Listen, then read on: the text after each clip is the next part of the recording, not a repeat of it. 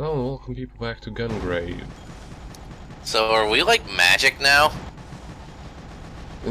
No, but there is magic in this world apparently. In any case, Okay. these little things they function similarly to the first boss in this game. You know, the really goofy fat guy. They produced monsters, and you want to kill them as soon as possible. Also, remember how I lied? I mean, said mistakenly that there was only one level with platforming, where the extent of platforming was just that you could fall. This is another example of that, and it gets fairly bad later on. It's kind of like because there are no barriers preventing you from falling down, and there is no way for you to shortcut it. Also, you can very easily fall down these stairs because they're crooked at a really weird angle. So it's actually very easy to get messed up. Oh, and also, cute little detail, these magical white angel fireflies or whatever they are, uh, they have little tails on which they have a gun. So they're holding a gun. So now I got a question. Mm-hmm. Is Gungrave secretly a prequel to Panzer Dragoon or something? I mean, they were both made by Sega, and you have that kind of sort of on rails combat with shooting, where you just sort of tilt around and shoot at things. Yeah. And plus, given, you know, the aesthetic of the area that we're in right now, and the monsters we're fighting. That is true. They do look very, very reminiscent of the monster of the pure breed monsters from Panzer Dragoon. Right. So, like, is this a prequel? I mean, because it would explain a lot. I mean, you know how like all of Capcom games happen in the same universe. I bet you anything that Sega's similar. Oh, by the way, that was because this place does not actually have rooms because everything happens outside. They actually provide you with checkpoints, and we just passed one of them. It was that tile in the middle of the room. So if we happen to fall anywhere, we get back up there. Now, one of the things they do really nicely in this stage, or at least it seems to me like that's what they're doing. The further you get up in this stage, the lower the clouds will be. I will have to pay closer attention to that the next time we move to another elevation, but it seems to be the case. It's like the sky is becoming more grayish as you go on.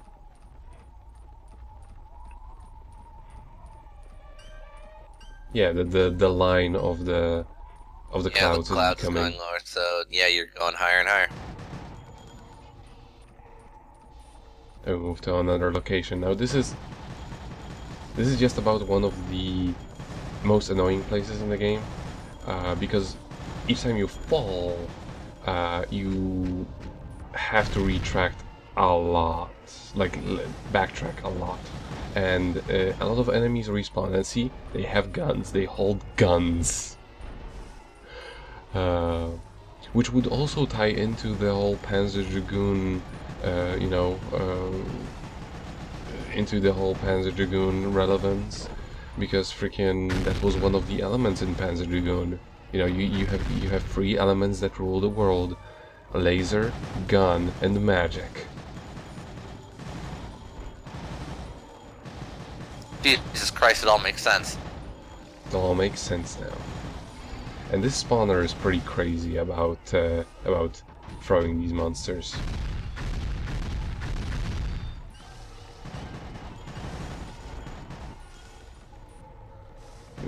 It's just not. There's another spawner, which is why these gun dragonflies keep coming, and what's coming up is one of the most annoying portions, because while in a lot of action games, they prevent you from actually like falling down off of the edge if you're dodging or something like that, or if you get pushed back by an attack. This game doesn't do that. Also, there aren't many occasions where that would come in handy, so I guess like this is the only place where it ever becomes annoying, and becomes very, very annoying. Could you have more guns, please? Oh, you think you've got my number, Grave? Well, I can quad wield guns. While also wearing whatever that S&M getup was. So we have S&M white zombies and gun dragonflies.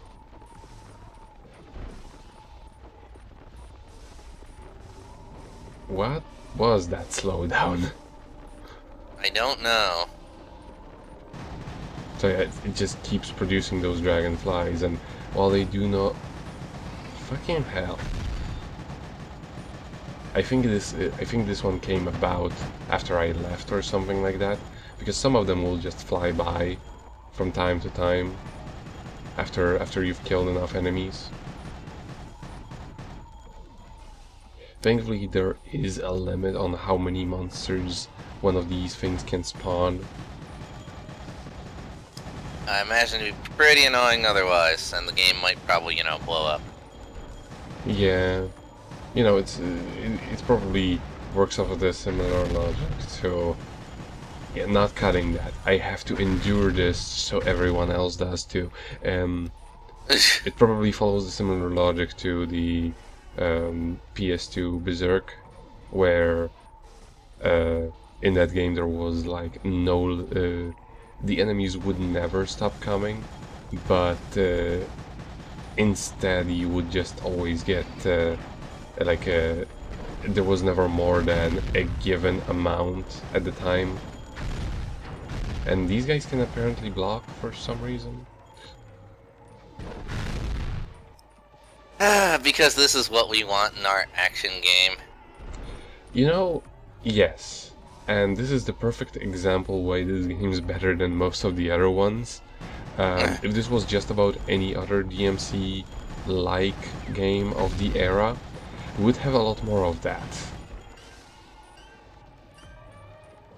I mean, that is what it would have been.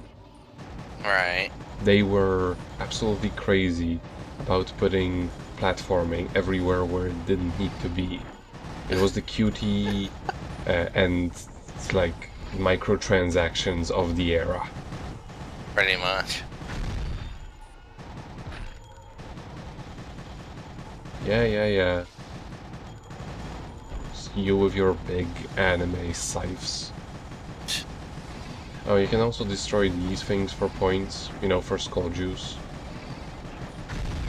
Good. And they actually account for your you know, combo meter and what have you. They just destroy this ancient architecture.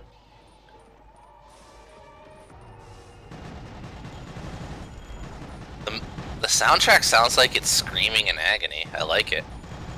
Very fitting. Very fitting to me having to backtrack 3 times. And that happening. And the 4th time now. I also love how Grave only has one walking animation. It's like, you know, running, regardless Right. of what angle, or like if he's turning around. This game does kind of sort of use whatchamacallit, tank controls, but they actually work really well for you know, for the type of combat it uses. Right.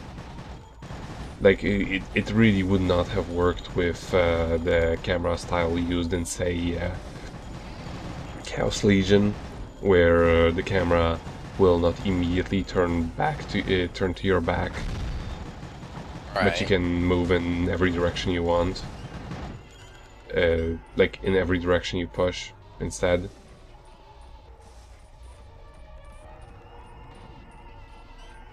And this is we're about to enter the final stage of the game.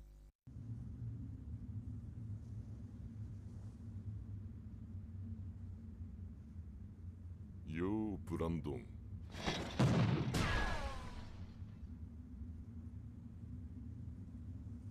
相変わらずせっかちだな。久しぶりに二人きりになれたってのに。二人で何でもやったな。見ろ、俺たちは世界の頂点に立っている。何でも自由だ。好きに奪えて、好きに与えられる。夢が叶ったんだぜ。なあ、ブランドン。お前死んでたんだっけな。忘れてたよ。そうだ、大事な人を紹介し忘れていた。ボスだ。死んだってのは嘘でね。時代に合わせてちょっと変わってもらったんだ。お前に会いたがってたぜ。楽しんでこい、ブランドン。Yeah, caught all that, now it's the final boss.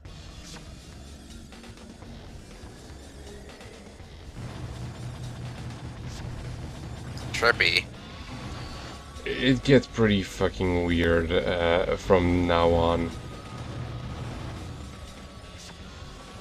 This boss is kind of clusterfucky because, you know, turning around, aiming, and what have you. Also, you lose your aim every time you get hit, which is a little Finger bit gun! Finger guns, yes. Finger guns, flamethrowers, and punching. Because, you know, guns weren't quite as effective as punching somebody. Well, obviously. I mean, even Devil May Cry says that. Definitely. He does visibly have the longest health bar we've seen so far, which is very fitting. And of course, the punch attack is the most powerful method of dealing damage, obviously. Unlike some puny guns, or machine guns, or bazookas.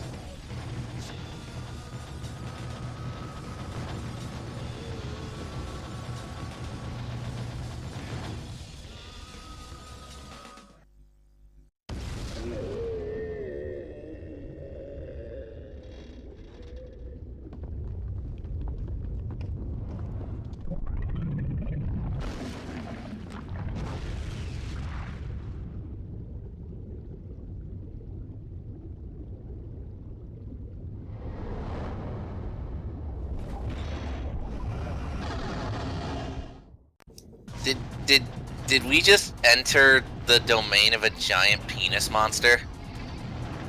Well, it is a head that came from underneath into the lungs and then turned the world around.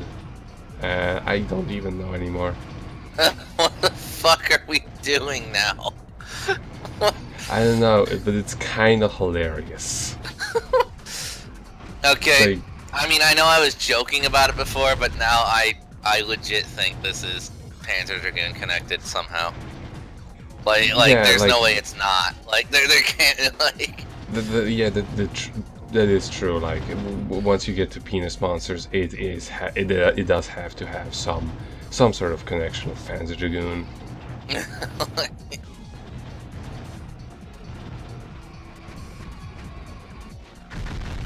I'm assuming you have to run back whenever he does the suck attack, but jamming his face with a rocket works as well. The boss fight ends when you get rid of all of his eyes, but because you sort of you can sort of shoot them willy-nilly, you can't really aim for any specific one. Right. I guess it doesn't then when you shoot all of his eyes. I guess you just get rid of one of his attacks when that happens. And now we're at the end of the corridor. And let's use our bestest, most over-the-top anime attack ever.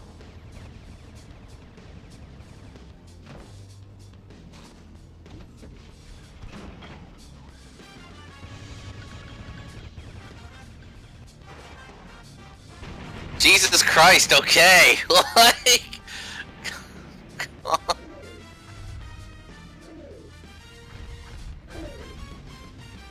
Just hit him with everything. I think that was just a showcase of every attack you have.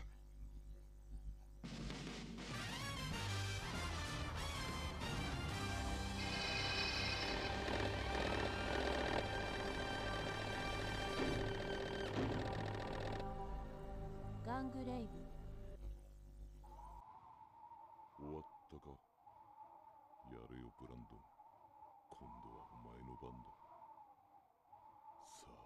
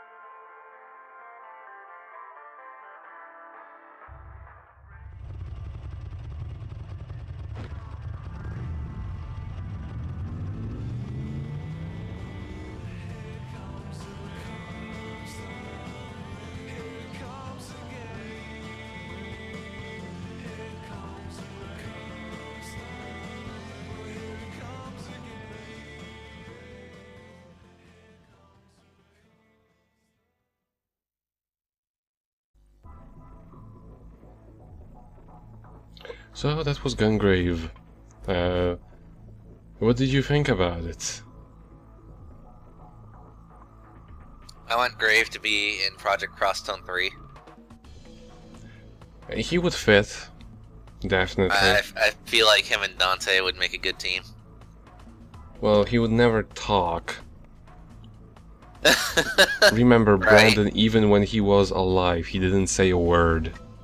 Right. In this one cutscene where they actually shown him alive.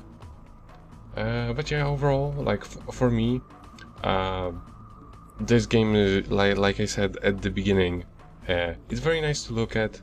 It's very simple to play, but because of its short length, the simplicity doesn't really overstate its welcome, or like it doesn't drag on for too long. Right. It's also like it's also free of many annoyances that other character action games of the times had, which was platforming, puzzles, and other things that really just. I'm not saying that platforming couldn't be done well for a character action game, or that it automatically makes the game bad. I'm just saying that most of the times it was just padding, it was done poorly, which often just actually broke the game and made it nearly unfinishable, or like would make people want to rage quit it. Like what happened with Bujingai, actually. Bujingai has one level at the very end which is all about platforming, and while platforming in that game isn't the worst, what they expect you to do is fucking outrageous. And, well, the extent of this game's annoyance when it comes to platforming is falling a few times, but, it's not terribly difficult. Like, you can do it. It's not like... It's not the freaking jump off of 4 walls puzzle in Bijingai. But yeah, it's definitely worth a replay every now and again. I really mostly wanted to show off how cool this game looks and how awesome it is with the widescreen hack, which it just works so well with the way the 2D assets actually stay in their right position, and a lot of the 3D assets also adjust properly to the places. Just make a remake of this. You know? Gungrave.